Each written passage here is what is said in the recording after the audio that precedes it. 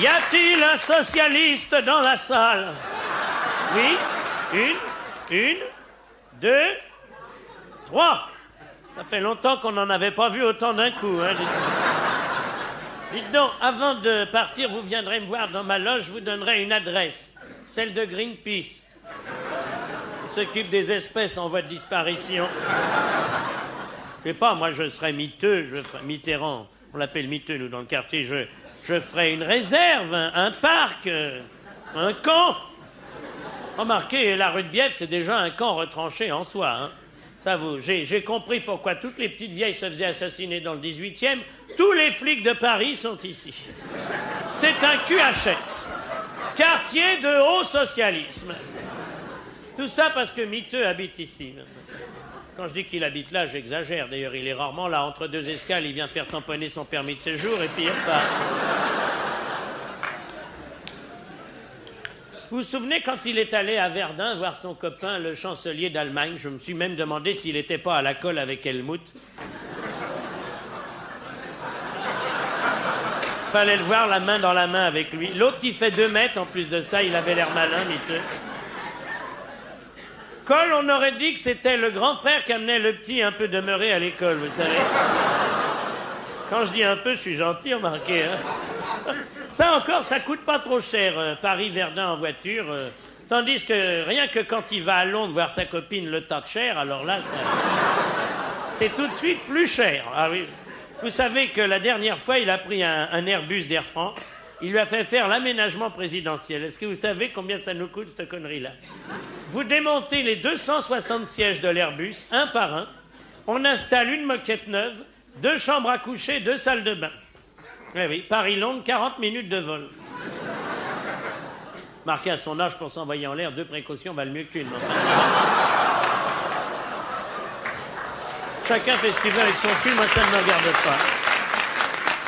Alors, moi je suis concierge. Attention, je ne suis pas gardien, puisque les gardiens sont portugais, alors que le concierge est... Qui c'est qu'a dit dans l'escalier? Parfaitement, français.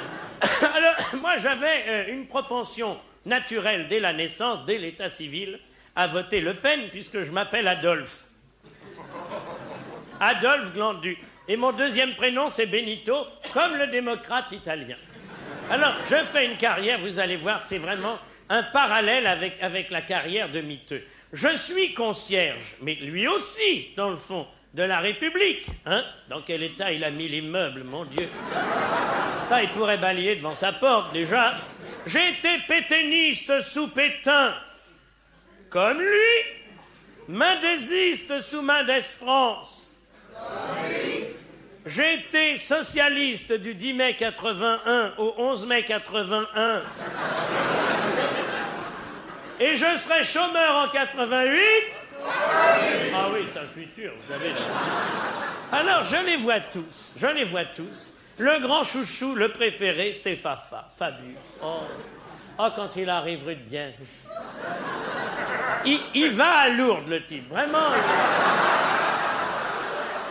Quand il redescend, c'est encore pire. Il est tétanisé, vous savez.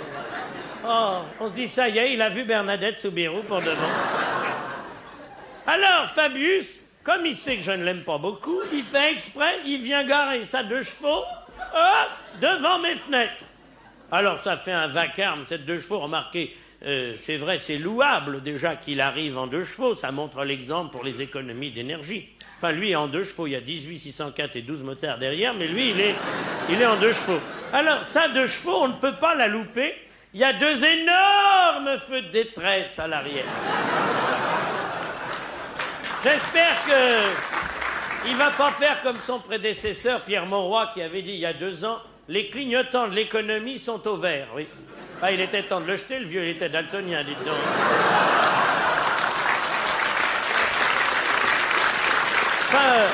Moi, j'aurais été papa, j'aurais acheté une Renault Super 5. Vous savez que là, il faudrait faire quelque chose pour la régie Renault.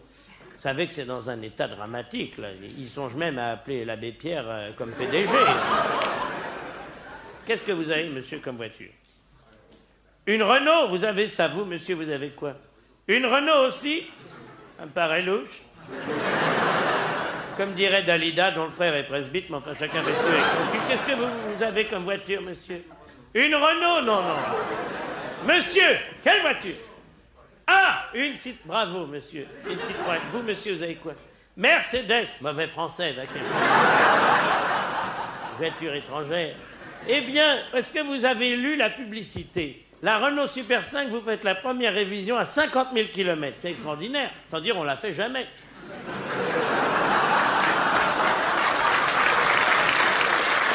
Vous avez déjà vu une Renault faire 50 000 km, vous? Bon. Oh, non, non. Fabius, c'est pour ça qu'il a la 2 chevaux normale, toute bête, c'est celle qui est fabriquée en Afrique du Nord, à Aulnay-sous-Bois.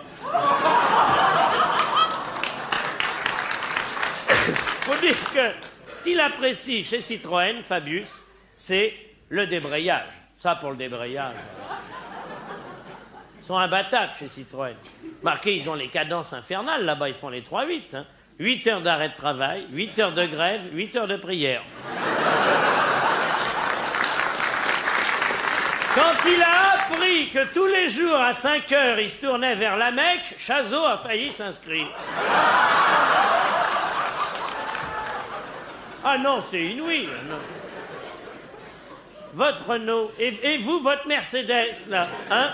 Combien de temps vous attendez les réparations, les pièces détachées, tout ça, hein? 3 mois.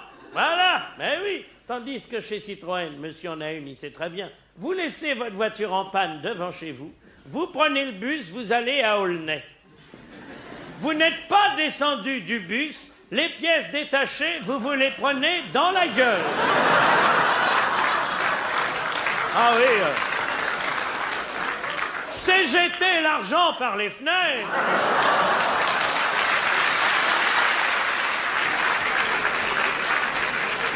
Bonjour mon bidou. Oh, le sien, son papa.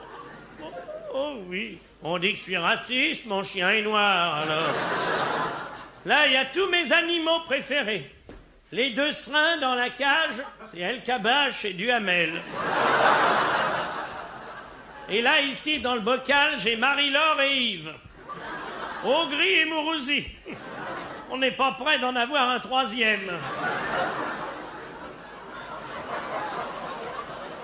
Enfin, chacun fait ce qu'il veut avec son cul, moi ça ne me regarde pas. Hein. Moi j'aime beaucoup Jean-Claude Bourré. D'ailleurs, j'ai une nièce qui habite Marseille. Elle est chasseur alpin. C'est rare hein, pour une nièce. Chez les tantes, c'est déjà beaucoup plus fréquent. Et elle m'a dit, tonton, si jamais tu vois passer monsieur Jean-Claude Bourré, félicite-le pour moi parce que qui change pas de tailleur, il est formidable. Elle a un poste tout neuf de chez Darty, tout ça. Et il paraît que Bourré, il a toujours des vestes oranges, des cravates bleues, des pochettes roses, des rayures vertes. Idéal pour régler les couleurs. C'est plus un journaliste, c'est l'Amir. Hein? Puis alors, il a toujours le sourire. Même quand il y a 350 morts après une catastrophe aérienne, tout ça. Non, il est formidable. On sent que c'est un type Bourré. Il s'investit totalement dans ce qu'il fait. Il a écrit un livre sur les ovnis. Il est resté 3 mois dans une caserne. Après, il a fait un bouquin sur l'acupuncture, il s'est fait piquer. Ça se voit malgré tout. Et là, il vient d'écrire un livre sur les maladies vénériennes. Il a dû encore s'investir totalement dans le sujet. Ça se lit bien, c'est dans un style coulant, quoi. Il y en a un qui a dû en choper une à la naissance, c'est Krasuki. Ah ça, Krasuki, j'aimerais vraiment connaître les parents, hein. Parce que se mettre à 2 pour faire ça, ils peuvent demander leur admission dans le livre des records. Hein.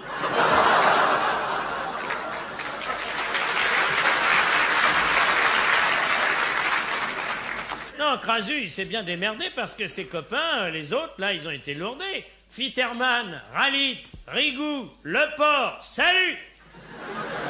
À dégager! Alors que Laurent, ce fafa, c'est un crack, hein, ce type-là. Oh, c'est une tête d'œuf. Être ministre, si jeune et Premier ministre, à 39 ans, moi je trouve que c'est extraordinaire. C'est ça, c'est une tête d'œuf. D'ailleurs, il ne devait même pas faire de politique. Non, non. Il devait être 4 chez Lustucru, Fabius. Oui, seulement chez Lustucru, on ne prend pas les œufs fêlés. Qu'est-ce que vous voulez? Alors on ne l'a pas gardé. Mitterrand s'est dit avec une tête d'œuf comme Fafa, les Français vont tout gober. Non, non, pas du tout. Vous savez que ça a été notre premier ministre des Finances, Fabius. C'est lui qui a tout fait pour que le franc ne dépasse pas le dollar. Ah, une réussite, hein. Alors après, il a continué, il a fait l'impôt sur les grosses fortunes. Oui, pas sur les œuvres d'art, attention, non. En tant que fils d'antiquaire, il allait pas se déshériter quand même, hein. Je trouve que ce Fabius, c'est vraiment Giscard en plein. Mauroy, c'était Barrancru, lui, c'est Giscard en plein. C'est vrai, hein. Il a même épousé une fille de diamantaire pour pousser la ressemblance avec Giscard.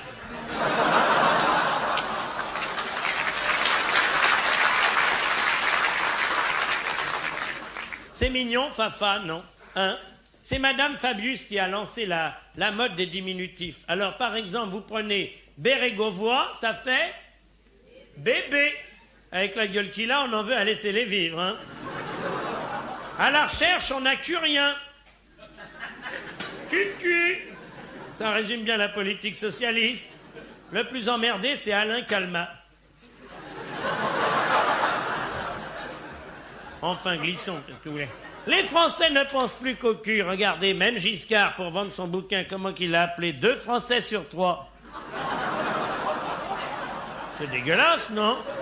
Et à la télé, le dimanche, on a 7 sur 7. Présenté par Sinclair. La femme du Lucky Luke de l'information, Yvan Levaille. L'homme qui cire les pompes plus vite que son ombre.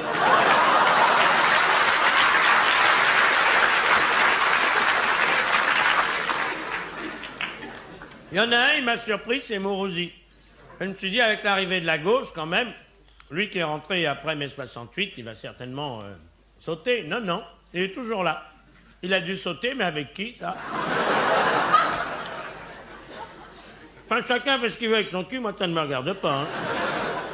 Dites donc, nous, on est peinards avec Bidou, surtout depuis qu'ils ont remplacé Gaston Defferre par Jox. Ce Jox, il n'a pas un boulot marrant, remarquez, il enterre un flic tous les jours, pratiquement, hein. C'est vrai qu'avec son pote Badinter, ils ont transformé les gardiens de la paix en gardiens de but. Toutes les balles sont pour eux, les mecs.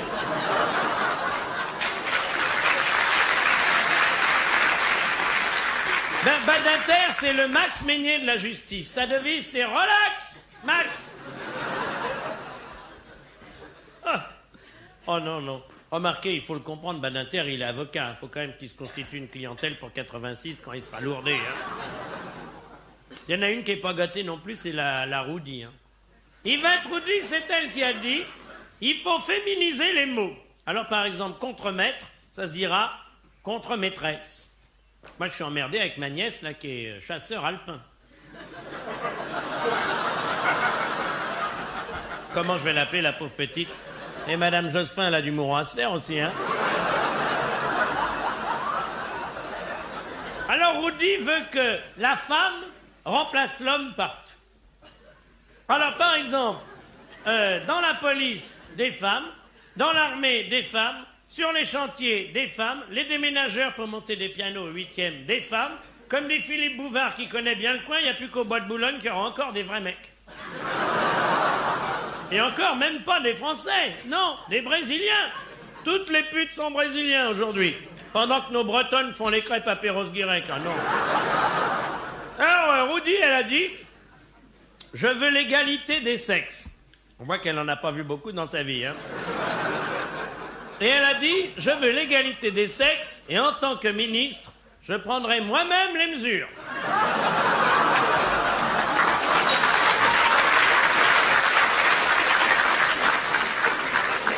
Vous avez vu qu'ils ont créé un ministère des catastrophes naturelles? Ah, il était temps, hein, depuis 4 ans quand même, les catastrophes, ça devenait vraiment naturel chez eux, hein. C'est Haroun Taziev qui s'occupe de ça, le gynécologue à Régine.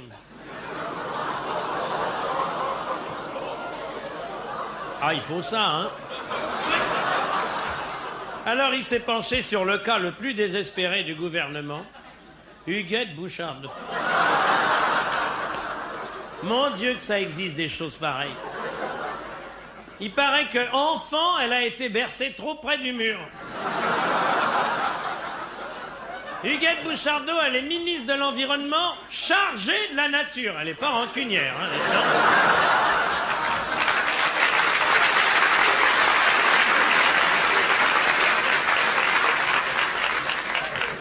Vous sentez pas quelque chose, non? Hein? Qu'est-ce que ça sent? Ah! Femme de Rochas, le parfum de Jacques Lang. Alors lui, moins on peut le sentir, plus il s'arrose. Oh là là là. Puis alors, je vais vous dire un truc, franchement. Il doit aimer les chats parce que quand il vient ici, rue de Bièvre, il est entouré de minets. Je sais pas si Lang, il serait pas un peu socialiste. Alors Lang, c'est le type qui fouille, vous savez. C'est son hobby, il fouille. Là, vous avez vu le chantier qu'il nous a installé au Louvre. Il fouille, il creuse, il fouille. Il a les fouilles curieuses, ce type-là. Les fouilles curieuses. Et non pas, bien sûr, les... Voilà, bon. Quand il aura fini de trouver ses antiquités gréco-romaines, la grecque surtout, il paraît, il va nous construire une pyramide. Mais attention, une belle pyramide, hein, une pyramide solide, hein, une vraie maison de maçons. Et c'est Mitterrand qui va couper le ruban. C'est la première fois qu'une pyramide sera inaugurée par le Sphinx.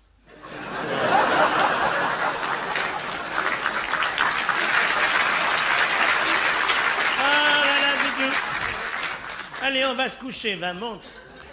On va mettre la viande dans le torchon. Avant, pour m'endormir, je comptais les moutons. Maintenant, je compte les socialistes. Ça va beaucoup plus vite. Ah, mon Dieu, faites que le septennat s'achève cette nuit.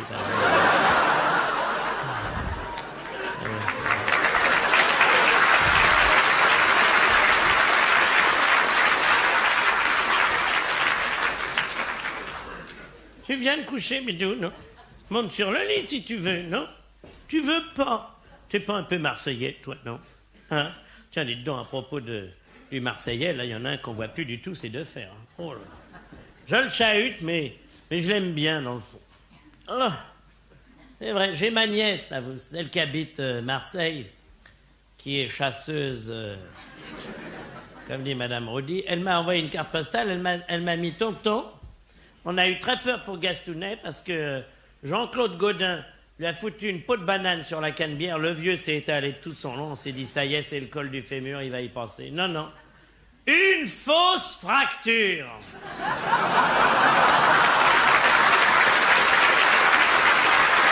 oui. Attends, Bidou. Dis donc, Bidou, tu veux ton disque pour t'endormir? Hein, mon chéri? Oui.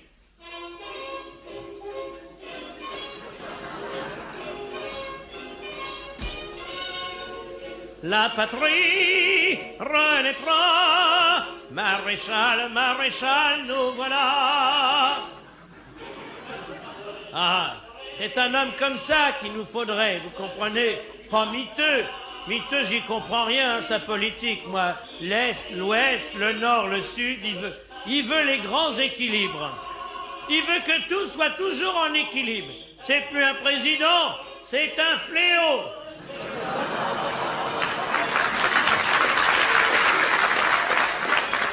Il paraît qu'il est très intelligent. Tout le monde le dit d'ailleurs, ma charcutière, ma bouchère, les gens disent, vous savez, le coup des 25% de satisfaits, c'est tout lui qui a tout manigancé. Parce qu'en réalité, c'est pour amorcer un redressement, je sais pas, enfin, il paraît qu'il est florentin, qu'il est très intelligent, très mariole, qu'il contrôle tout, que c'est lui qui tire les ficelles. On croit qu'il est perdu, qu'il est en train de se noyer, pas du tout. Il contrôle la situation, il paraît. Oui, oui. On se demande même... D'ailleurs, dans quel état serait la France s'il était con, quoi, c'est ça. C'est la décadence. Ce pays, c'est le bordel. Les jeunes se défoncent aujourd'hui.